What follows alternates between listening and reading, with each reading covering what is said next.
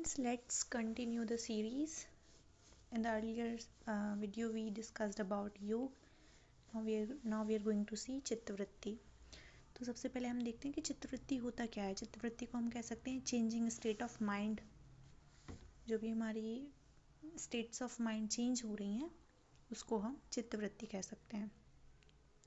तो इसमें 5 प्रकार की चित्तवृत्ति बताई गई हैं, जिसमें आता है प्रमाण, विपर्य, विकल्प, निद्रा और स्मृति.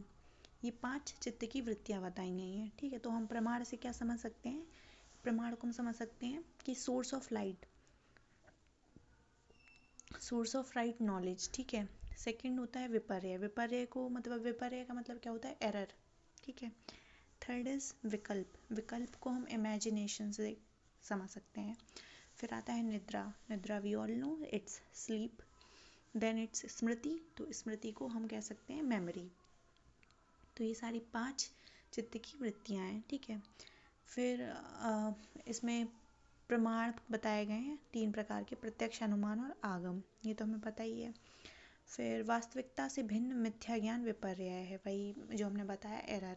जो भी चीज़ वास्तविकता से अलग है, मिथ्या है, वो ज्ञान विपर्य है. केवल कल्पना पर आधारित ज्ञान अथवा किसी वस्तु के ना होने पर भी उसका ज्ञान होना विकल्प है. मतलब कि हम इमेजिन कर रहे हैं चीज़ों को, तो हम उसको क्या कह सकते हैं, विकल्प. फिर आता है अभाव, अर्थात कुछ भी ना होने का अनुभव निद्रा है. निद्रा में क्या हम सोते हैं तो हमें लग रहा है कि कुछ भी नहीं है, तो वो भाव जो है उसको हम निद्रा कहते हैं.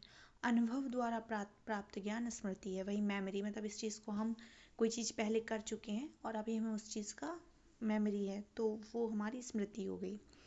चित्तवृत्तियों के निरोध का उपाय.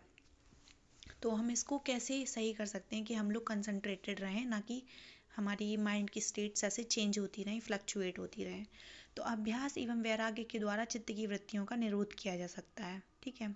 तो सबसे पहले विषयों में बार दुख देख कर इनसे मन को हटाने और परमात्मा में परम और पूर्ण सुख समझकर उसमें मन लगाने का प्रयास करना चाहिए. वही कि मतलब ध्यान, मेडिटेशन वगैरह करना चाहिए.